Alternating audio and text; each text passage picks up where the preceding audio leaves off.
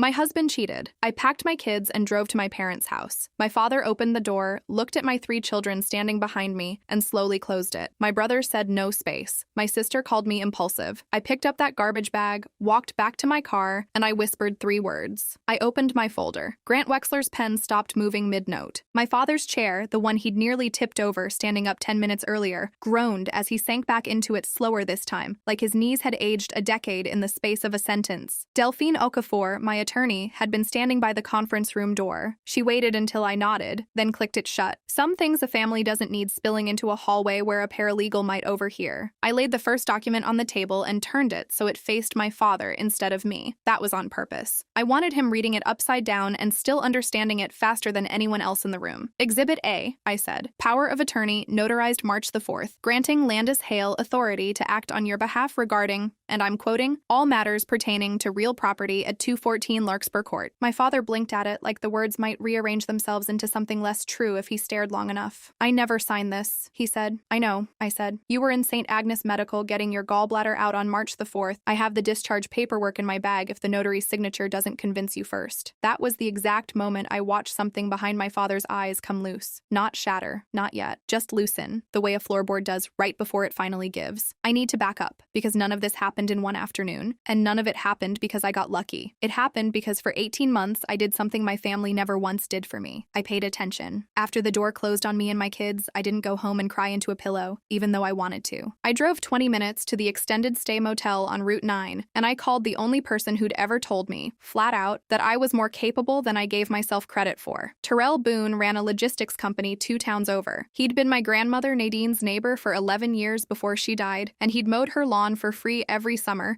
because she used to feed him dinner and tell him he reminded her of her late husband. When I called him at 9:40 that night, shaking, 3 kids asleep in a queen bed 12 feet away, he didn't ask what happened. He just said, "Can you start Monday? Front office. I'll train you on the books myself." I started Monday. I learned accounts payable, then accounts receivable. Then, because Terrell believed in throwing people into the deep end and standing at the edge of the pool watching, I learned how to read a balance sheet the way other people read a grocery list. It mattered later. It mattered more than almost anything else that happened in those 18 months. By month 6, Terrell had moved me off the front desk entirely and into a real accounts role. And by month 10, he'd started letting me sit in on vendor negotiations, which is how a woman who once let her ex-husband handle every bill in a 10-year marriage learned to read a contract line by line before she'd sign it. I moved out of the extended stay motel and into a 1-bedroom apartment with a leaky kitchen faucet and a parking spot that fit my Honda Odyssey with the cracked taillight I still hadn't gotten around to fixing. I started seeing a therapist, Dr. Aishi Naomi Cho, every other Wednesday at 5:30, mostly because Saren, my oldest, had started asking questions about her grandfather that I didn't have steady enough answers for. And I figured if I was going to raise 3 kids to expect honesty from the adults around them, I owed myself the same standard. The trust itself sat quiet for most of that time. Nadine had structured it exactly the way her own attorney Delphine had recommended, back when my grandmother first got serious about protecting what she'd spent 40 years building. As trustee, I received copies of anything filed against the property, tax bills, insurance renewals. That was it. I wasn't supposed to need to do anything else. I certainly wasn't trying to. The first strange detail arrived on a Tuesday in October, 11 months after the door closed. It came as a courtesy notice from an insurance writer company I'd never heard of, addressed to the trust, referencing a second lien holder on the Larkspur property. I remember standing at the mailbox of my new 1-bedroom apartment reading it twice, then a third time, because it didn't make sense. There was no second lien holder. There'd never been a mortgage on that house at all. Nadine paid it off in 1994 and kept it that way out of pure stubbornness. I told myself it was a clerical error. Insurance companies mail the wrong people things constantly. I filed it in a drawer and went back to making Arlo's lunch. 3 weeks later, a woman named Priya Anand called me. She introduced herself as a loan officer at Meridian Trust Bank, and she was polite in the specific, careful way people are polite right before they tell you something is badly wrong. "I'm calling because your name came back as the listed trustee on a title search," she said. "We had a gentleman come in requesting a home equity line of credit against 214 Larkspur Court, using a power of attorney. Our underwriter flagged that the deed doesn't sit with an individual owner. It's held in trust. We can't process the loan without trustee authorization, and frankly, ma'am, some of this paperwork doesn't look right to me." My stomach dropped the way it drops on the top of a roller coaster, that half second where your body knows before your brain does. I asked her who'd applied. "Landis Hale," she said. "Your brother, I believe." I told myself, again, that there had to be an explanation. Maybe my father had asked him to handle something and forgotten to mention it. Maybe it was a misunderstanding about paperwork neither of them fully understood. I have spent a lot of my life being the person who builds a bridge of maybes to walk myself away from a truth I'm not ready to hold. I'm not proud of it. I'm also not going to pretend it isn't part of how I survived that family for 34 years. I called Delphine. She didn't build me any bridges. Coralie, she said, a power of attorney doesn't get forged for no reason. I want you to get me everything Meridian has, and I want the name of a forensic accountant. That's how Simeon Ashworth entered my life. Simeon was a CPA and a certified fraud examiner, the kind of quiet, exacting man who wore reading glasses on a chain and apologized before he said anything he thought might upset you, which, in my case, turned out to be almost everything. He pulled 3 years of statements from my father's retirement account and his checking account, cross-referenced against a business entity registered under Landis's name, Vantage Solutions Group LLC, formed 19 months earlier, 1 month before my divorce was even final. Simeon called me into his office on a Thursday and slid a single spreadsheet across his desk. I still remember the number at the bottom because I stared at it until the digits stopped looking like a number and started looking like a sentence. $63,400. Moved out of my father's retirement account in 11 separate withdrawals over 3 years, each one just under the $10,000 threshold that would have triggered a bank reporting flag. Every single withdrawal fed into Vantage Solutions Group LLC. From there, Simeon traced it further. A lease on a Range Rover Evoque, $1,100 a month, 4 months of rent for an apartment that wasn't Landis's, paid directly to a property management company in a building where his girlfriend, Priyanka, lived alone. 6 deposits at a riverboat casino 2 counties over, the largest one for $3,100, made at 1:52 in the morning on a Tuesday. My hands were shaking so hard by the end that I had to set the spreadsheet down on Simeon's desk instead of holding it. There's more, Simeon said gently. The HELOC application at Meridian was the first time he tried to use the house itself. Everything before that came directly out of your father's accounts, which tells me your father was either authorizing small amounts himself without understanding the pattern, or he didn't know at all, I said. Or that, Simeon agreed. I tried to fix it quietly first. That's the part people leave out of stories like this, the failed, humiliating attempts to solve something inside the family before you ever let it leave the family. I called my sister Bryony on a Sunday evening, kept my voice level, told her what I'd found, and asked her if she knew anything. There was a long pause on the line before she said, "He borrowed some money from me too, a couple thousand. I didn't think it was a big deal, Cor. He said it was temporary." "How much is a couple thousand?" Another pause. $4,800, over about a year. "Did you know he was pulling from Dad's retirement account?" "I didn't know the number," she said, quieter now, "but I knew something wasn't right. I didn't want to be the one who blew things up again. You know how it went last time you blew things up." That last part landed exactly the way she meant it to. I sat with the phone against my ear in my kitchen, kids asleep down the hall, and I felt something I hadn't let myself feel in 18 months, which was pure, clean rage. Not at Landis. Not yet. At the machine of my family that had spent my entire life training every one of us to protect the peace instead of protecting each other. I tried my mother next, gentler, because some habits don't die just because you've earned the right to kill them. I told her what Simeon found. I used soft words. I said, "concerning pattern," instead of theft. Livette listened. And when I finished, she sighed the exact sigh she'd used my entire childhood right before excusing something that shouldn't have been excused. "He's going through a rough patch, Coralie. Priyanka left him in the spring. Did you know that? He's not himself." "Mom, he's been taking money out of Dad's retirement account for 3 years. Priyanka leaving him in the spring doesn't explain withdrawals from 3 years ago." "You've always looked for the worst in him," she said, and hung up before I could answer that, which was, I think, the actual point. I brought all of it to Dr. Cho before I brought it anywhere else. I sat in her office with my knees pulled up onto the chair like a teenager and told her I felt sick about the fact that some small, ugly part of me was almost relieved. Relieved that I finally had proof, on paper, that the family who'd turned me away had been rotting from somewhere I hadn't caused and couldn't have stopped. She didn't let me sit in that feeling and call it shame the way I wanted to. "You can be sad that it's true and still be glad you're not the one who's crazy," she said. "Those aren't in competition with each other." I asked her the question that had been circling my chest for weeks, the one I hadn't said out loud to anyone.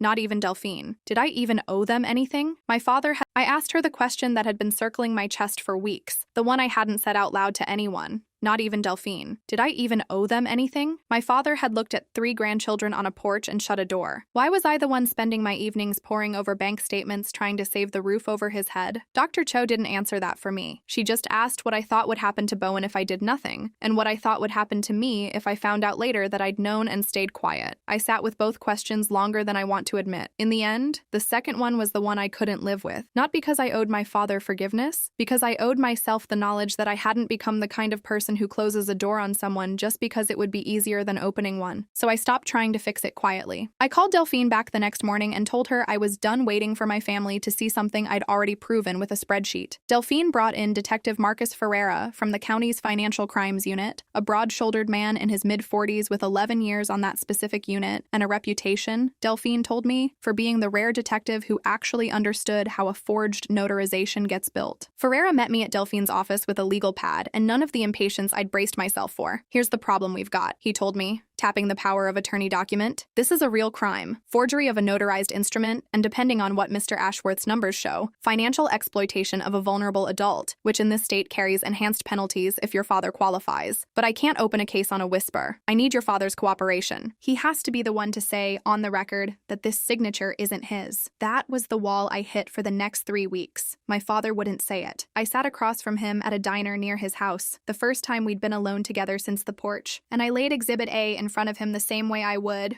weeks later, lay it in front of him in that conference room. He looked at it a long time. "Maybe I signed something and forgot the details," he said finally. "I sign a lot of things. Dad, you were unconscious on an operating table in St. Agnes on the day this was notarized, in a different county. I have the discharge summary." He wouldn't look up from the table. "He's my son. I'm your daughter," I said, and I heard my own voice crack on the word, which surprised me, because I'd promised myself in the car I wasn't going to let it. "You closed a door on me and 3 kids over an argument I didn't even start. He's been stealing from you for 3 years and you're protecting him at a diner table." My father didn't answer that. He just put a 20 on the table for a $12 breakfast and left. The bank moved before my father did. Meridian rejected the HELOC application outright once the trust ownership surfaced, which meant Landis's $40,000 hole didn't close. It widened because whatever private arrangement he'd made to cover it in the meantime came due regardless. That's how a company called Ashcroft Capital Partners entered the picture, a private lender that had apparently fronted Landis a short-term bridge loan against a promise the house would be refinanced within 90 days. When the refinance collapsed, Ashcroft sent a notice of intent to lien, addressed to my father, copied to the trust, giving 10 days before they filed suit to force a sale. 10 days. That's how much time we had left when Grant Wexler called Delphine and asked for the meeting that put me back in the same room as my father for the first time in a year and a half. You already know what happened at the start of that meeting. What you don't know is what happened 40 minutes after I opened my folder, once Grant Wexler had gone quiet and my father had gone pale, and Landis, who'd been summoned by our father without telling any of the lawyers, showed up 11 minutes late wearing a leased Range Rover's key fob clipped to his belt like a trophy. He tried the smile first, the one he'd used his entire life to talk his way out of report cards and fender benders and apparently felonies. "Core, come on. This is a misunderstanding, you know that, right? Dad and I had an arrangement. Show me the arrangement,"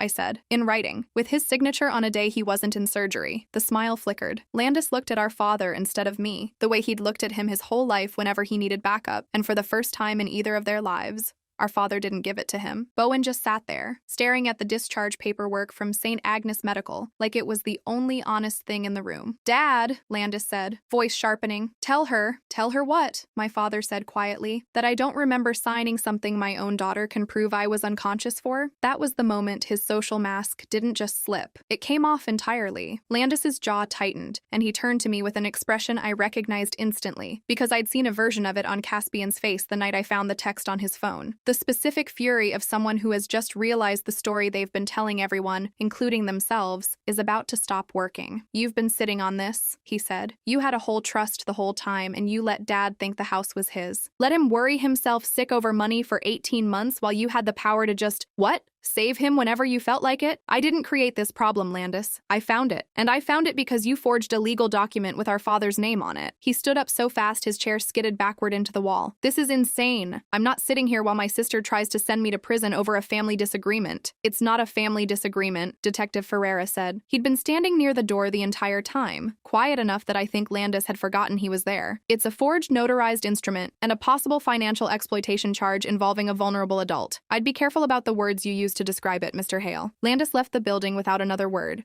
He didn't go home. Grant Wexler told us later, once he'd untangled himself from representing a client whose son had apparently used his own law office's fax machine at some point to send fraudulent paperwork, that Landis had spent the following 2 days trying to reach our father directly, cutting past the lawyers entirely, showing up at the house twice while Lavette wasn't home. The second time my father called me, it was 9:12 on a Wednesday night. I almost didn't pick up because a call from that number still made my stomach clench a little, even 18 months later, even with a folder full of proof sitting in my desk drawer. I picked up up anyway? He's here, my father said. His voice sounded thinner than I'd ever heard it. He wants me to sign something, a family settlement, he's calling it. Says if I sign it, it makes all this go away. No lawyers, no police. We just handle it ourselves. Dad, don't sign anything. He's my son, Coralie. He said it again, the same 3 words. Like a man repeating a prayer he no longer believed in, but couldn't stop reciting out of habit. He's crying. He says if this goes to a detective, he loses everything. His job, everything. I stood in my kitchen with the phone against my ear, and I felt the entire 18 months collapse down into the next 90 seconds. If my father signed whatever Landis had drafted, it could muddy the trust's authority, delay Ferreira's case, maybe even give Ashcroft Capital an opening to argue the debt was legitimately authorized after all. 10 days had already become 6. I didn't have time to drive there. I didn't have time to call Delphine and wait for her to call him back. I had my father, alone, exhausted, terrified of losing a second child in 1 calendar year, about to sign away the only thing standing between his home and a stranger's gavel. Dad, listen to me. Don't sign it tonight. Tell him you need your own lawyer to look at it first. That's not you turning on him. That's just being smart. And if it's really a fair settlement, 1 night won't ruin it. There was a long silence, long enough that I heard, faintly, my father's own voice pull away from the phone and say something to someone in the room with him. Then he came back. He left. My father said. He's not happy, but he left. I called Delphine at 9:20 that night from my kitchen floor, back against the cabinets, and told her everything. By 9:40, she had Judge Marguerite Soul's after-hours clerk on a second line. Judge Soul presided over the county's probate division, and had, according to Delphine, a low tolerance for exactly this kind of maneuver. A beneficiary attempting to extract a signature from an elderly or vulnerable family member outside the presence of counsel in the middle of an active fraud investigation. We got an emergency hearing 2 days later. Not a full trial. A request for a temporary protective order freezing all trust-adjacent transactions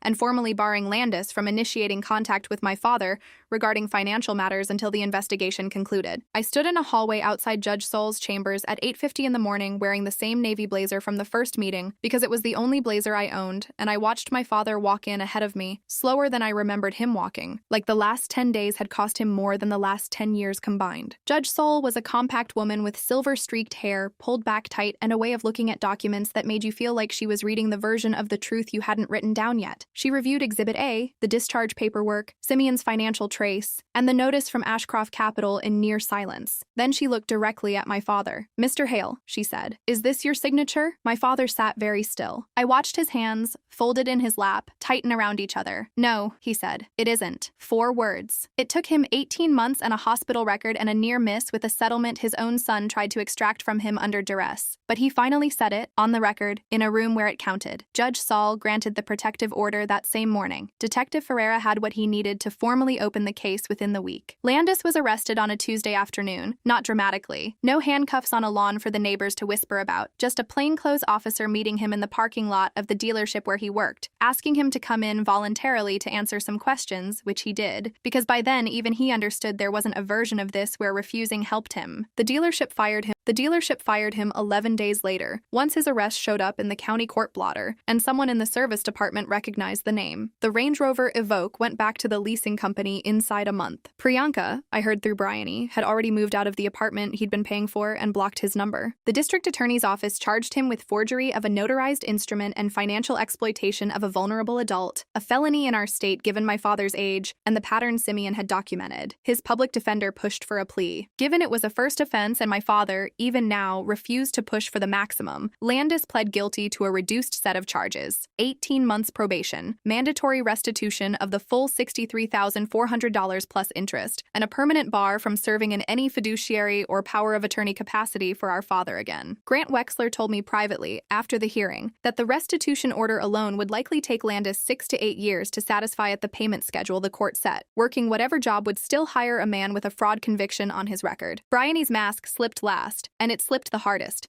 Because unlike Landis, she'd never been confronted with hard proof forcing her hand. She came apart entirely on her own. She showed up at my apartment on a Sunday afternoon 3 weeks after the plea. No warning, mascara already ruined before she rang the bell. "I knew more than I told you," she said, standing in my doorway the way I'd once stood in our father's. "Not the whole thing, but I knew he was in trouble with money, and I knew it wasn't small, and I let you walk into that first meeting not knowing any of it because I didn't want to be the one who said it out loud. I've spent my whole life being the one who keeps things smooth. I didn't know how to stop. I didn't forgive her in that doorway. I want to be honest about that because I think the honest ending is worth more than a tidy one. I told her I appreciated her coming, and I told her I needed time, and she nodded like she'd expected exactly that answer and no better one. She sat on my couch for another 20 minutes anyway, not talking much, just watching Kayla color at the coffee table. Like proximity to my kids was its own kind of penance she was willing to sit through, even without a guarantee it would earn her anything. I brought that afternoon to Dr. Cho too. She asked me what I was actually afraid of if I let Bryony back in slowly, and I realized, saying it out loud,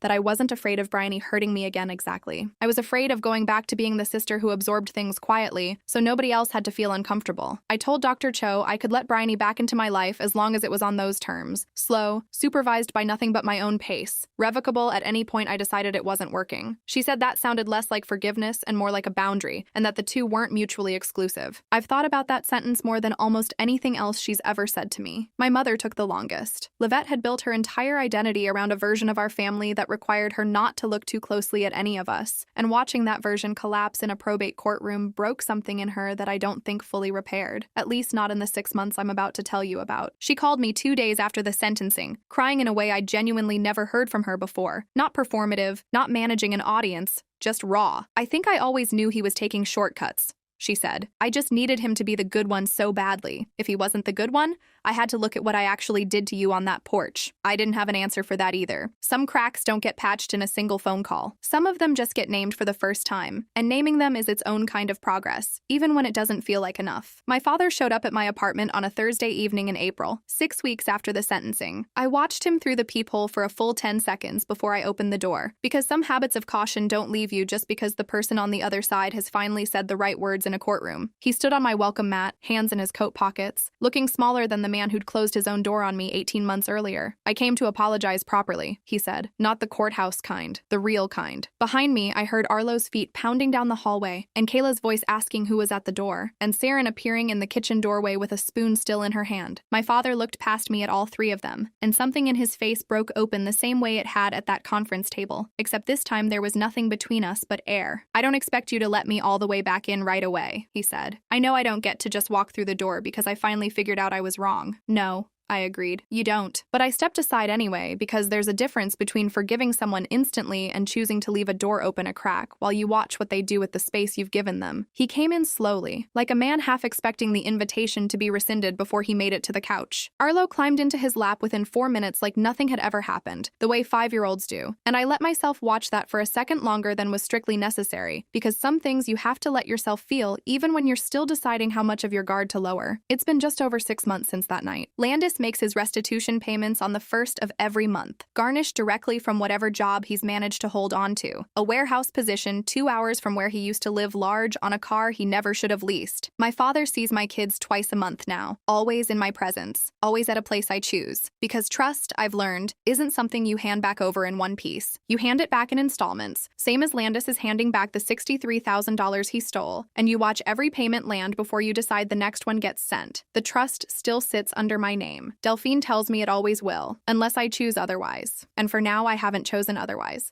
because I've come to understand something my grandmother must have understood the day she rewrote that document at her kitchen table 3 years before she died. Some people only respect a boundary once it's written down somewhere they can't argue their way around. I think about that porch sometimes, the garbage bag at my feet, my father's face disappearing behind a closing door, my brother's smirk, my sister's lecture about stability from a woman who'd never once been stable enough to offer me any. I think about the 3 words I whispered to a door that had already shut on me. I hadn't known, standing there, exactly what those words would end up meaning. I'd meant them as a threat, something sharp to say so I wouldn't have to stand on that porch feeling as small as they'd just made me feel. But 18 months later, sitting in a courtroom listening to a judge accept a guilty plea from my own brother, I understood that a threat and a promise can be made of the exact same 3 words. It just depends on whether you're the kind of person who says them and walks away, or the kind who goes home, gets a job, learns to read a balance sheet, and waits. Watch what happens, I told that closed door. 18 months later, it wasn't a threat anymore. It was just true.